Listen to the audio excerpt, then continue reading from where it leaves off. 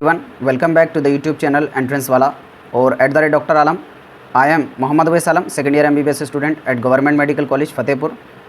तो जैसे मैंने पिछली वीडियो में बताया था कि अगली वीडियो में मैं आपको बताऊंगा पूरा आयुष काउंसलिंग का क्या प्रोसेस है, कैसे आपको एडमिशन लेना है और कहाँ पे आपको रजिस्ट्रेशन करना है और उसका स्टेप बाय क्या प्रोसेस रहने वाला है। सेंट्रल आयुष काउंसलिंग के लिए, स्टेट काउंसलिंग के लिए स्टेप बाय स्टेप आपके जितने भी डाउट्स हैं वो सब क्लियर कर दूँगा, क्योंकि बहुत ज़्यादा क्वेरीज स्टूडेंट की आ रही थी और कई स्टूडेंट ने जाकर पर्सनली भी बोला कि इस पर एक अलग से डेडिकेटेड वीडियो बना दीजिए ताकि जितने डाउट्स है काउंसलिंग से रिलेटेड वो सब क्लियर हो जाएं। तो इस वीडियो में मैं आपके जितने भी क्वेरीज़ हैं वो सब सॉल्व करने की कोशिश करूँगा। आप पूरी वीडियो को लास्ट तक ज़रूर देखें ताकि जितने भी आपकी क्वेरीज़ डाउट्स हैं वो सब सॉल्व हो जाएँ और आप अच्छे से काउंसलिंग करा के एडमिशन ले पाएँ। तो आयुष काउंसलिंग में अगर बात की जाए तो दो पार्ट्स हैं इसके। पहला है सेंट्रल आयुष काउंसलिंग और दूसरा है स्टेट आयुष काउंसलिंग।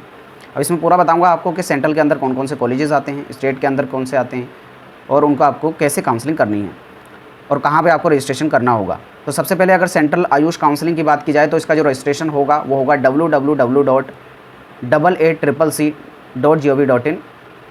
आप जब इस वेबसाइट पे जाएंगे तो ये ऑफिशियल वेबसाइट है सेंट्रल आयुष काउंसलिंग के लिए, तो उस पर पहुँच जाएंगे। वहाँ पर जाके आपको काउंसलिंग, अगर ऑल इंडिया की काउंसलिंग कराना चाहते हैं तब सेंट्रल आयुष काउंसलिंग मतलब ऑल इंडिया काउंसलिंग, जिसमें आप पूरे इंडिया से कहीं के भी रहने वाले हों अप्लाई कर सकते हैं। आपको मेरिट की बेस पे फिर वहाँ पर एडमिशन जो है मिलेगा। वहाँ पर आपको कोई भी डोमिसाइल दिखाने की ज़रूरत नहीं है सेंट्रल का काउंसलिंग में। अगली आती है स्टेट काउंसलिंग। स्टेट काउंसलिंग के लिए आपको जो रेस्पेक्टिव स्टेट है उसकी वेबसाइट पर जाना होगा। रेस्पेक्टिव स्टेट की वेबसाइट होने का क्या मतलब है कि आप मान लीजिए किसी एक स्टेट में अप्लाई करना चाहते हैं, मान लीजिए यूपी, तो आपको यूपी की जो आयुष की वेबसाइट है हर जगह पर, जैसे बच्चों को लग रहा था कि सेंट्रल की आयुष काउंसलिंग है लेकिन ये स्टेट वाइज क्यों शुरू हो रहा है, हर जगह पर दो वेबसाइट होती हैं। एक तो ये है ही सेंट्रल के लिए, ऑल इंडिया काउंसलिंग के लिए, बाकी हर स्टेट की खुद की आयुष काउंसलिंग होती है जिसके थ्रू ये यहाँ पर एडमिशन आपको मिलता है। किन किन कॉलेजेस को मिलता है, प्राइवेट कॉलेजेस को प्लस गवर्नमेंट कॉलेजेस को, वो सब मैं बताऊँगा कि स्टेट के अंदर कैसे यहाँ पर मिल रहा है, वो पूरी इन्फॉर्मेशन मैं आपको दे दूँगा। अभी पहले आप देख लीजिए, पहले ये कि एक तो सेंट्रल आयुष काउंसलिंग होती है और उसके साथ ही स्टेट की भी आयुष काउंसलिंग होती है। आप जिस भी स्टेट को देखना चाहें हर स्टेट की एक आयुष काउंसलिंग होती है। अब आपको ये पता चल गया कि कौन सी काउंसलिंग होती हैं, एक सेंट्रल और एक स्टेट। स्टेट की करानी है तो किस वेबसाइट पे जाना है, तो आपकी जो रेस्पेक्टिव वेबसाइट होगी, तो अगर यूपी को आप अप्लाई करना है तो यूपी आयुष SDSC.gov.in पे जाएंगे तो उसकी जो ऑफिशियल वेबसाइट है वहाँ पर पहुँच जाएंगे। बाकी हर स्टेट की क्या क्या वेबसाइट है उस पर मैं ऑलरेडी वीडियो बना चुका हूँ, उसका लिंक डिस्क्रिप्शन में दे दूँगा। अगर आप किसी एक भी स्टेट की जो वेबसाइट है जानना चाहते हैं तो उसको देख लीजिए, आपको पता चल जाएगी कि उस स्टेट की आयुष की वेबसाइट क्या है। अब उसके बाद आता है कि सेंट्रल और स्टेट दोनों में कौन कौन से कॉलेजेस पार्टिसिपेट करते हैं, या फिर आप किस कॉलेज में अप्लाई करना चाहते हैं तो कौन सी काउंसलिंग आपको करानी होगी। तो सबसे पहले मैं आपको बता देता हूँ कि ऑल इंडिया में अगर आपको काउंसलिंग करानी है तो यहाँ पर कौन कौन से स्टेट्स के अंदर होती है। तो ऑल इंडिया काउंसलिंग की अगर बात की जाए तो यहाँ पर जो है सबसे पहले आ जाते हैं जो गवर्नमेंट कॉलेजेस हैं उनकी 15% ऑल इंडिया के अंदर आ जाती हैं। यानी जिस भी कॉलेज में जितनी सीटें होंगी उसकी 15% सीटें जो हैं वो ऑल इंडिया कोटा के थ्रू भरी जाएंगी, वो चाहे BAMS की हों, BSMS की हों, BUMS की हों या फिर BHMS की हों। अब इसमें कौन कौन से government seat plus government aided institution, government aided institution कौन कौन से होते हैं ये मैं ऑलरेडी पिछली वीडियो में बता चुका हूँ। अगर आपने नहीं देखी है तो उसको जाकर देख लें।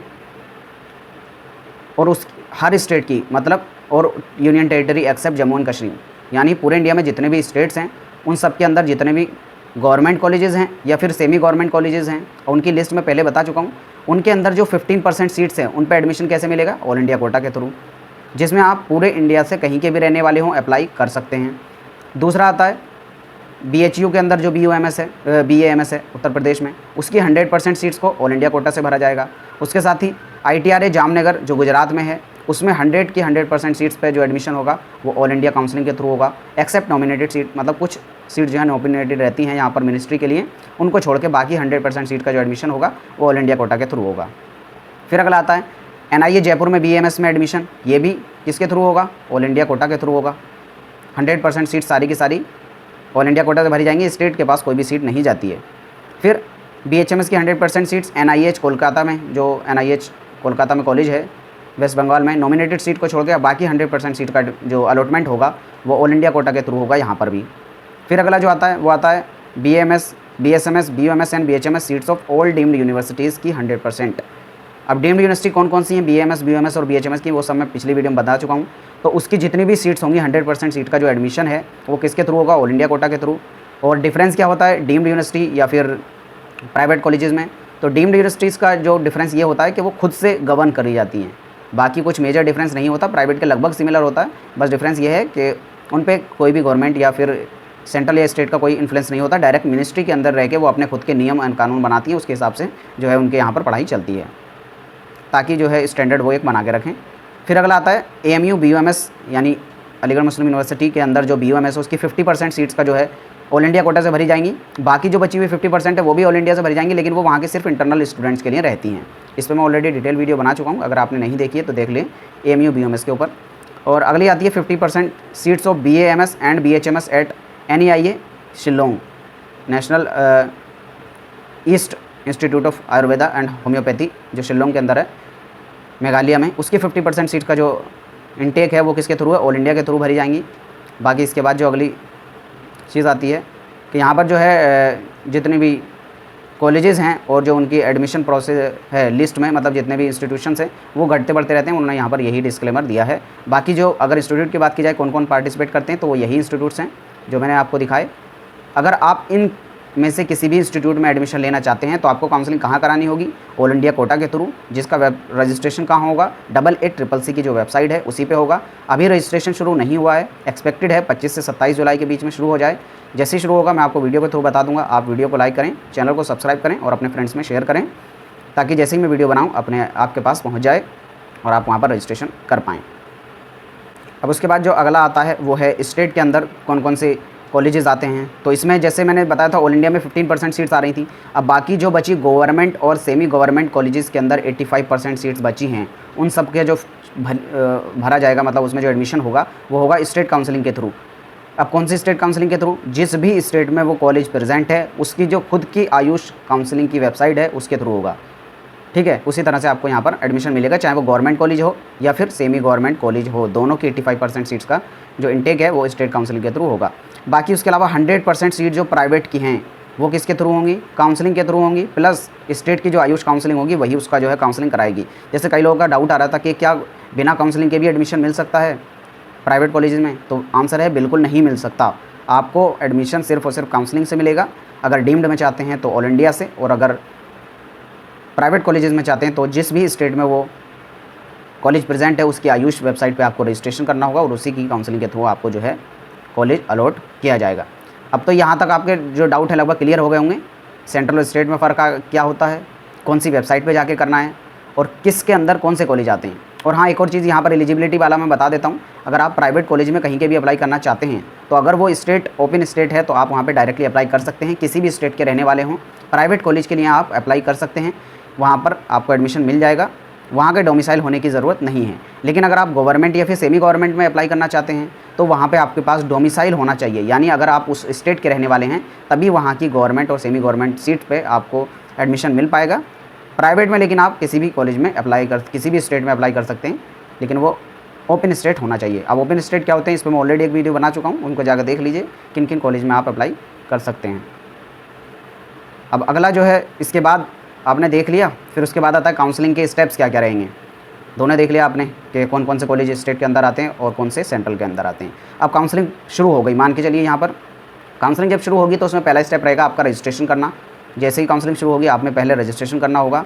रजिस्ट्रेशन के बाद आपको जो है काउंसलिंग की फ़ीस जो है वो पे करनी होगी। अब कितनी फ़ीस पे करनी होगी ये वेरी करता है आप कौन सी काउंसलिंग करा रहे हैं। कैसे वेरी करेगा, मान लीजिए आपने जो है ऑल इंडिया की काउंसलिंग कराई पहले, तो ऑल इंडिया में जो दो तरह की फ़ीस हर जगह रहेगी, चाहे स्टेट से अप्लाई करें या फिर गवर्नमेंट से अप्लाई करें, मतलब चाहे ऑल इंडिया से चाहे स्टेट से अप्लाई करें। अगर ऑल इंडिया में आप अप्लाई करते हैं तो यहाँ पर रजिस्ट्रेशन फ़ीस जो है वो रहेगी अनरिजर्व्ड EWS OBC कैंडिडेट के लिए 1000 रुपये, यानी ये आपको वापस नहीं मिलेगी, रजिस्ट्रेशन फ़ीस है। फिर SC ST PWD के लिए अगर आप हैं तो 500 रुपये, और अगर डीम्ड यूनिवर्सिटी में अप्लाई करना चाहते हैं तो रजिस्ट्रेशन फ़ीस जो है वो हो जाती है 5000 रुपये, जो आपकी वापस नहीं की जाएगी। दूसरी होती है रिफंडेबल सिक्योरिटी मनी, यानी जो आपको वापस कर दी जाएगी जैसे ही आपका एडमिशन प्रोसेस पूरा हो जाएगा। लेकिन अगर आपने कोई गलती कर दी एडमिशन प्रोसेस में तब आपकी ये रिफंडेबल जो फ़ीस है सिक्योरिटी मनी वो भी जब्त कर ली जाती है। अब किन किन केसेस में जब्त कर ली जाती है वो मैं आने वाली वीडियोज़ में पूरा बता दूंगा, ताकि आप कोई भी गलती उसमें ना करें। तो रिफंडेबल सिक्योरिटी मनी की बात की जाए अनरिजर्व्ड EWS एंड OBC के लिए तो यहाँ पर 10,000 रुपये आपको करनी होगी।